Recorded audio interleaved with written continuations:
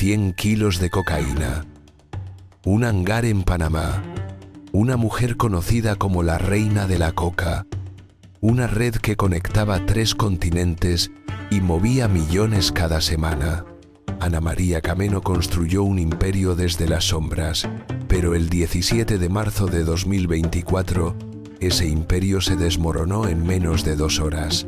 Esta es la historia de cómo una alianza criminal conocida como los Miami controló el tráfico de drogas en Centroamérica y cómo una sola operación encubierta destrozó décadas de impunidad.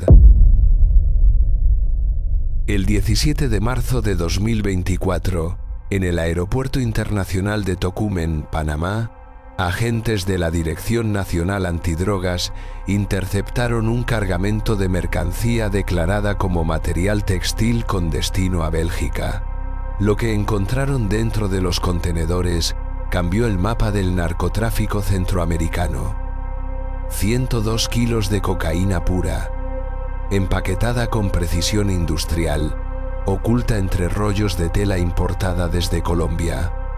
El valor estimado en el mercado europeo superaba los 4 millones de dólares, pero lo que realmente llamó la atención de los investigadores no fue la droga, fue el nombre que apareció en los documentos de exportación: Ana María Cameno Rodríguez. Cameno no era una desconocida para las autoridades. Durante más de 15 años, su nombre había circulado en informes de inteligencia, pero siempre en los márgenes, nunca como protagonista. Era la dueña de una cadena de tiendas de ropa en Ciudad de Panamá, una empresaria respetable con conexiones políticas y una reputación impecable.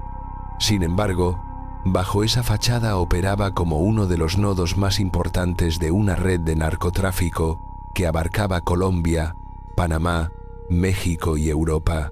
Los investigadores la llamaban la reina de la coca, no por su violencia, sino por su eficiencia. Cameno había perfeccionado el arte de mover drogas sin levantar sospechas, utilizando empresas legítimas como escudo y aprovechando las zonas grises de la legislación aduanera. La pregunta que surgió inmediatamente después de su captura fue simple pero devastadora. ¿Cómo una mujer sin antecedentes penales, sin vínculos aparentes con carteles conocidos, había logrado operar durante tanto tiempo sin ser detectada? La respuesta estaba en una estructura criminal que había redefinido las reglas del narcotráfico.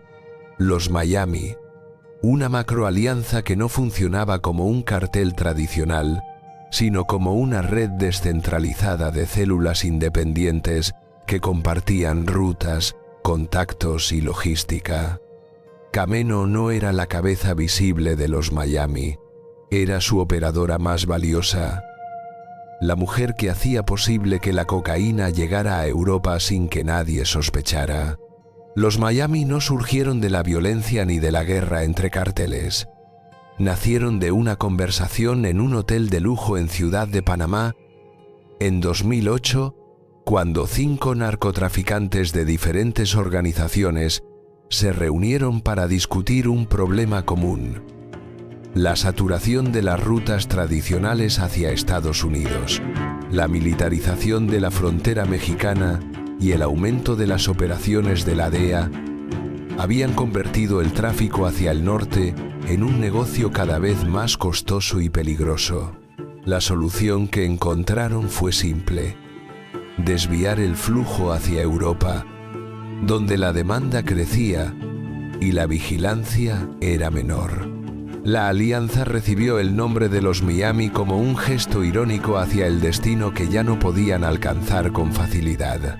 Pero a diferencia de los carteles tradicionales, los Miami no tenían un líder único ni una jerarquía rígida. Funcionaban como una federación de intereses, donde cada miembro aportaba sus propios recursos, rutas, contactos, infraestructura. La clave de su éxito fue la compartimentación. Cada célula operaba de manera independiente, sin conocer los detalles de las demás. Si una caía, las otras seguían funcionando. Esta estructura hacía casi imposible desmantelar la red completa, porque no existía un centro neurálgico que destruir. Ana María Cameno entró en esta red en 2011, introducida por un socio colombiano que necesitaba a alguien con presencia legítima en Panamá. Cameno había heredado un negocio textil de su padre, un importador respetado, que había construido relaciones sólidas con proveedores en Asia y Sudamérica.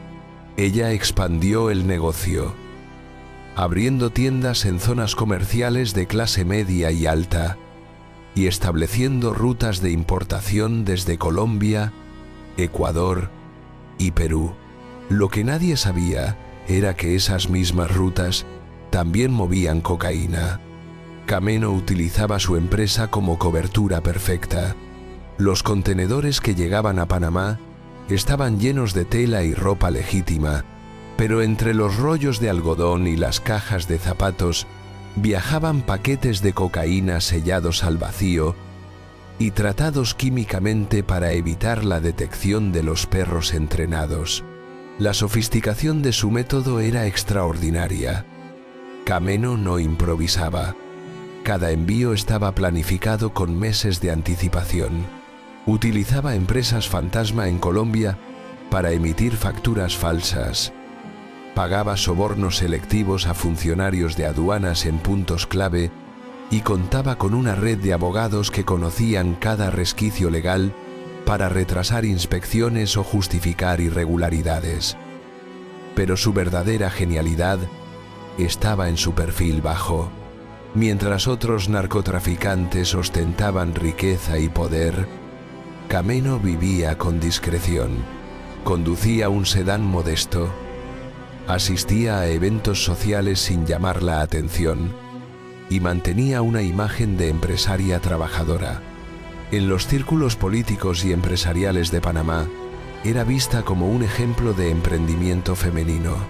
Entre 2012 y 2023, Ana María Cameno consolidó su posición como una de las operadoras más eficientes de los Miami. Su empresa textil se expandió a 5 países con oficinas en Panamá, Colombia, Ecuador, Costa Rica y Guatemala. Cada nueva sucursal era una puerta de entrada para el tráfico de cocaína. Los envíos salían desde laboratorios clandestinos en el sur de Colombia, pasaban por Panamá como hub logístico y desde allí se distribuían hacia Europa, principalmente a través de los puertos de Amberes en Bélgica y Rotterdam en los Países Bajos. El volumen de droga que movía era impresionante. Los informes de inteligencia posteriores a su captura estimaron que Cameno había facilitado el tráfico de al menos 3 toneladas de cocaína entre 2015 y 2024, con un valor en el mercado europeo que superaba los 100 millones de dólares. Pero lo más inquietante era la sofisticación de su red. Cameno no trabajaba sola. Tenía una estructura de al menos 20 personas distribuidas en diferentes países, cada una con una función específica: coordinadores de logística, abogados especializados en comercio internacional, contadores que lavaban el dinero a través de cuentas offshore y operadores de terreno que supervisaban los envíos.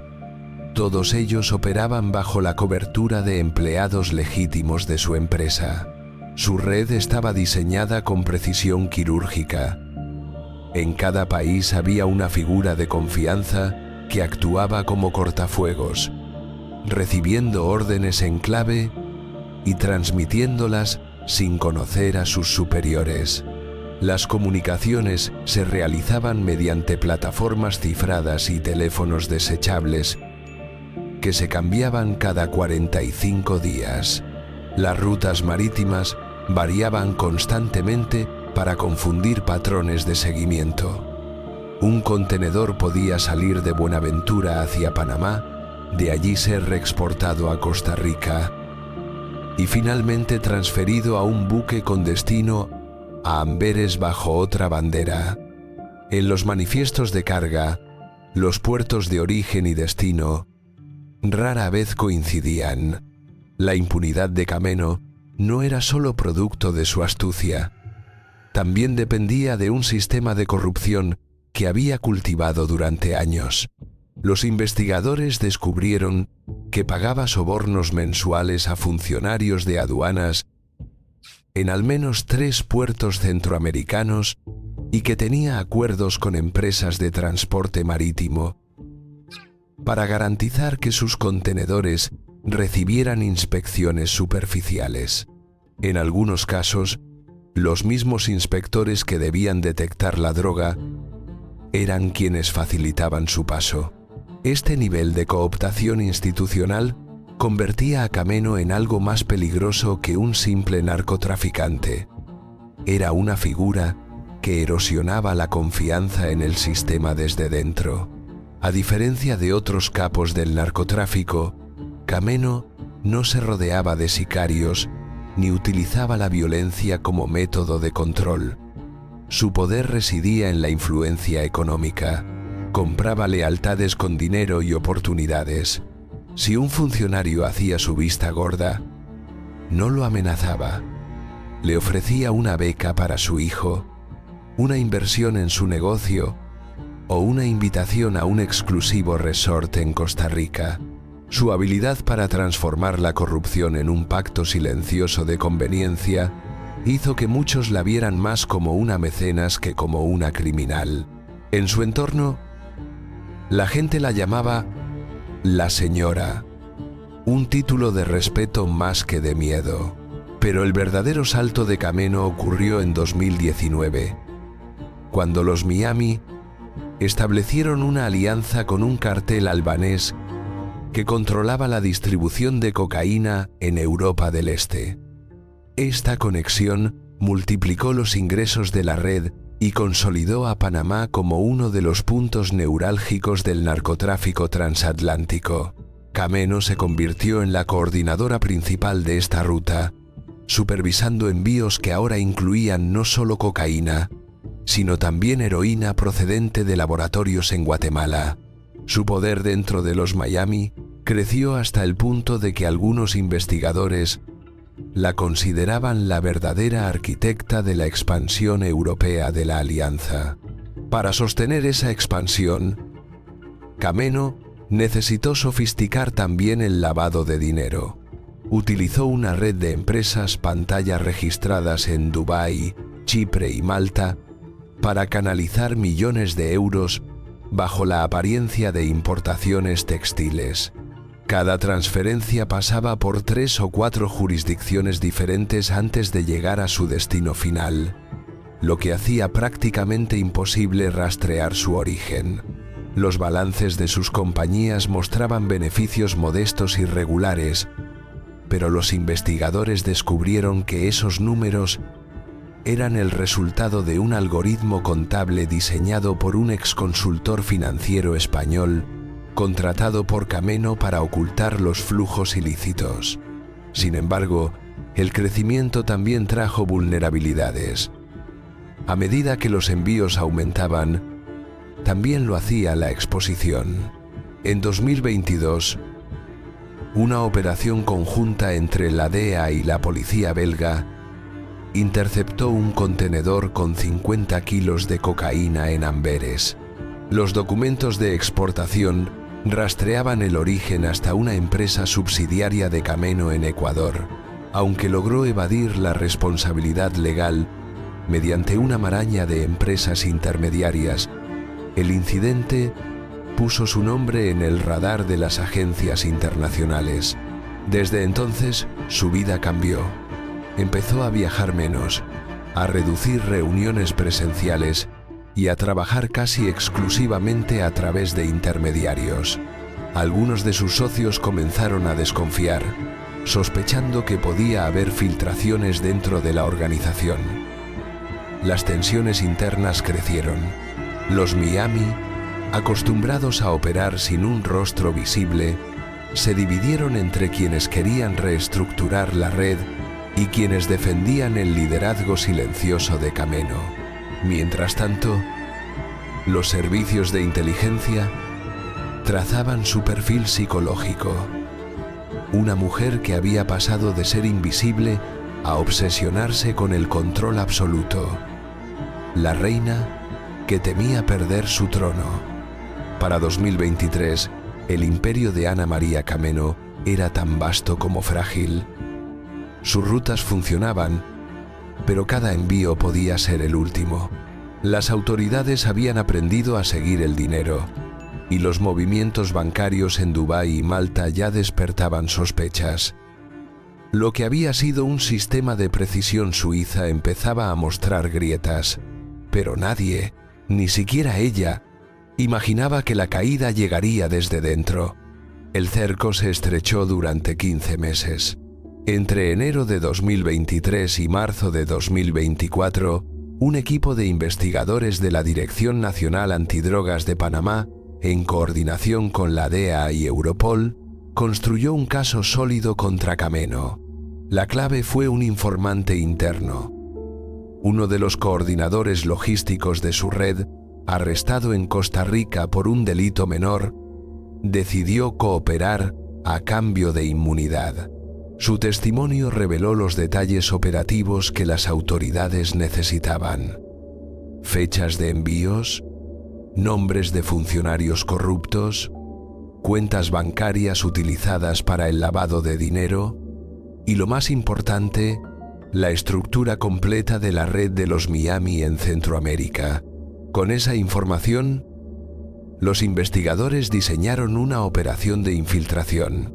Colocaron agentes encubiertos en empresas de transporte marítimo y en aduanas. Crearon una empresa fantasma que simulaba ser un nuevo cliente de Kameno. Y monitorearon sus comunicaciones durante meses. El plan era esperar el envío perfecto. Uno lo suficientemente grande como para justificar cargos federales, pero lo suficientemente rastreable como para vincular directamente a Kameno. Ese envío llegó en marzo de 2024. Los 102 kilos de cocaína interceptados en Tocumen no fueron un golpe de suerte. Fue el resultado de una operación meticulosamente planificada. Los agentes sabían desde 3 semanas antes que el cargamento saldría de Colombia, conocían la ruta exacta que seguiría y tenían orden de captura lista contra Kameno desde el momento en que la droga cruzara la frontera panameña. La detención ocurrió en su propia oficina, rodeada de facturas comerciales y catálogos de ropa. No hubo resistencia, no hubo drama. Kameno simplemente preguntó si podía llamar a su abogado. La caída de Kameno desató un efecto dominó. En las siguientes semanas, 18 personas fueron arrestadas en Panamá, Colombia, Costa Rica y Guatemala. Entre ellos había 3 funcionarios de aduanas, 2 abogados y 5 operadores logísticos. Los activos de su empresa fueron congelados, incluyendo cuentas en paraísos fiscales por un valor de $12 millones. Pero lo más significativo fue que la captura de Kameno expuso la estructura completa de los Miami.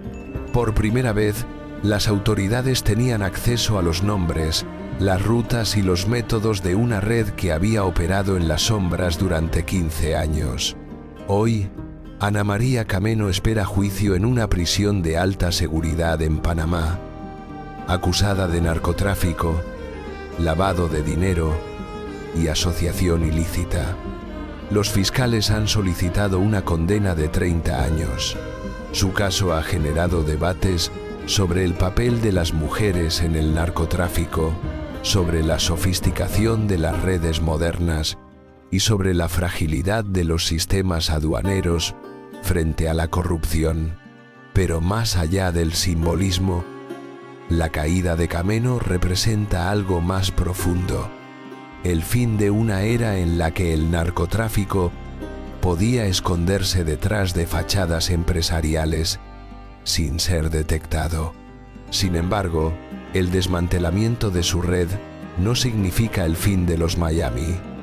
La estructura descentralizada que hizo posible su éxito también garantiza su supervivencia. Otras células continúan operando, otras rutas siguen activas y otros operadores han ocupado el vacío dejado por Kameno. El narcotráfico, como siempre, se adapta, muta, encuentra nuevas grietas en el sistema. La historia de Ana María Kameno no es solo la historia de una mujer que construyó un imperio criminal. Es la historia de un sistema que permitió que ese imperio existiera. Y mientras ese sistema siga intacto, siempre habrá alguien dispuesto a aprovechar sus debilidades.